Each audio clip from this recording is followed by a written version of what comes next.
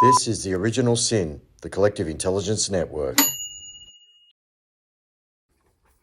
Hi, and welcome to the Collective Intelligence Network. Hello, sinners. That is Collective Intelligence Network, network agents.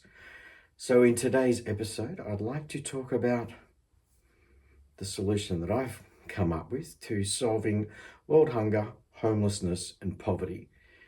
Now, if our ancestors had actually done this 1,000 years ago, we'd be living a very different reality in our current era.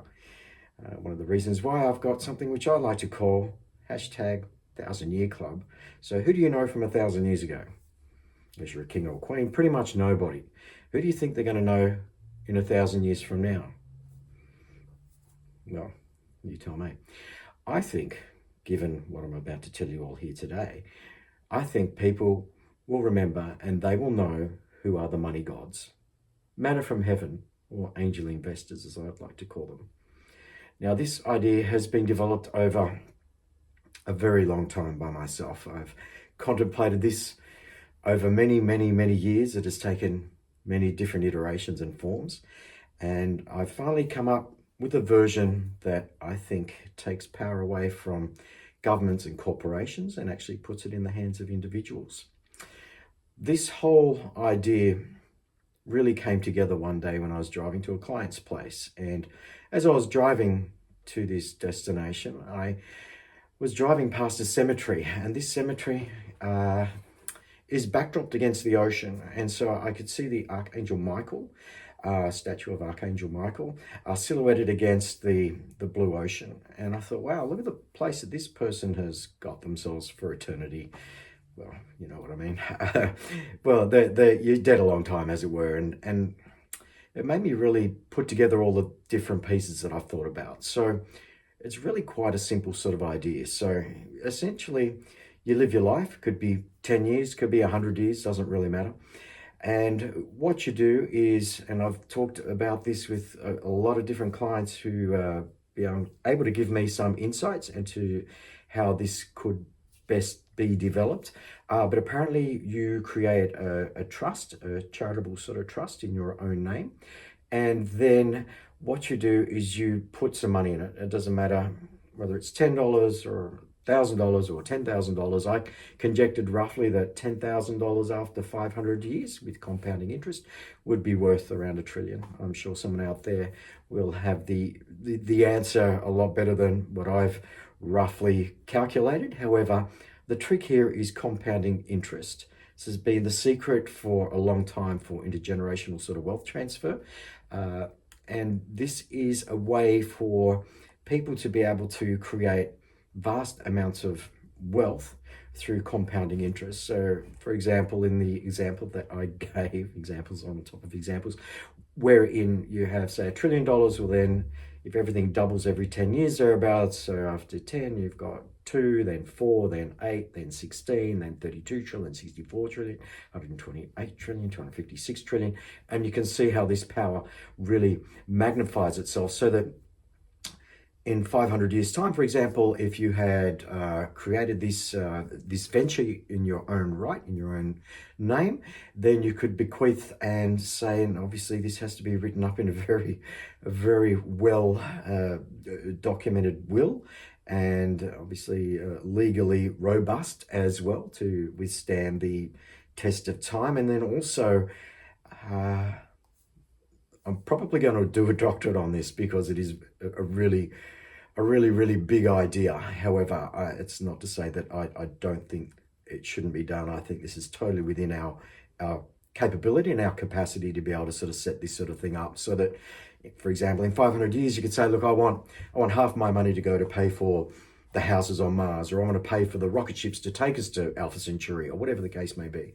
So this is about thinking beyond our own lives, which I don't think a lot of people sort of do reflect a lot on. So people will really focus on their own individual short-term life and maybe their kids and their kids after them sort of thing. But this is about thinking with a much bigger sort of vision.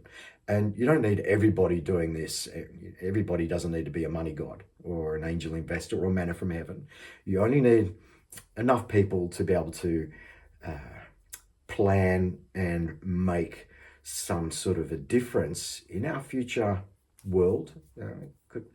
If, the example I gave where you put $10 in, because that's all you had to sort of invest in this sort of mechanism, you're a long time dead. So, might have taken 1,000 years with $10,000. All right, so it'll take $2,000, 2,000 years with $10. But it doesn't really matter, because the point of this is compound interest. Compound interest just keeps on growing over time and doubles every 10 years. So once you get to a certain level, then really it's a totally different ball game in many respects. And I had some professors at uni say, well, what if there isn't money in the future? And that certainly is a possibility. However, if you go back 2,000 years, we had money then, and I think for many years to come, we're still going to have money. And so I don't think that that's something that is going to go away anytime soon. But also, I think, given the potential this has, if there's enough people doing this scattered around the globe, then over time, there is going to be some serious money locked up in individual trusts and entities that have been created by people who've taken on board what I've talked about here today. And governments are going to want to get their hands on that, because this could be trillions and trillions of dollars. And so there needs to be some sort of mechanism wherein there's a bit of a trickle into contemporary sort of times development, so that governments can actually get some sort of financial sort of gain as this compound interest is actually growing, but not so much that it will actually take away the benefit of the compounding factor, and they can't get greedy with it. But that said, we all know what governments like to do, don't we? They all like to. They see these great big cherry hanging there with all this sort of coin and cash that's sort of just sitting there growing, and they want money now. Then that's where this whole thing really needs to be thought through. And that's why I'm looking for my network of agents here, my sinners, to help develop this idea and concept even further, and also to even come on board with it, so you can become an angel investor or a money god and a manna from heaven, so that in 1,000 years' time, our future generations will be able to have a very different world because of what we have set up.